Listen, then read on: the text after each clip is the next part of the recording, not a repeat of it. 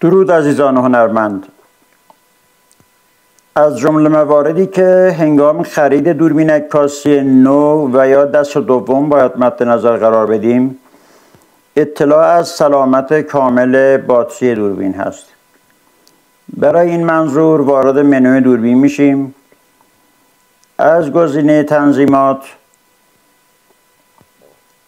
ستون سوم رو در دوربین مارک 3 و مارک 4 انتخاب میکنیم. گزینه دوم از بالا نوشته شده باتری اینفو. باتری اینفو رو کلیک میکنیم. اولین گزینه که ریمینینگ کپ عنوان شده مقدار شارژ باتری رو نمایش میده.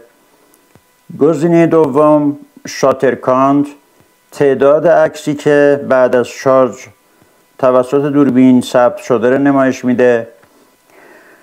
گزینه سوم ریشارژ پرفورمنس هست که مهمتر از گزینه های قبلیه.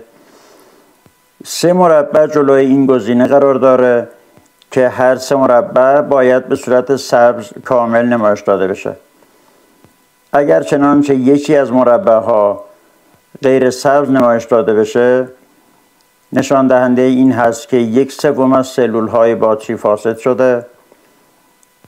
اگر 2 تا باشه 2/3 و اگر 3 تا خانه هم سبز نباشه، نشان دهنده اینه که باتری باید عوض بشه و قابل استفاده نیست. امیدوارم این ویدیو براتون مفید بوده باشه.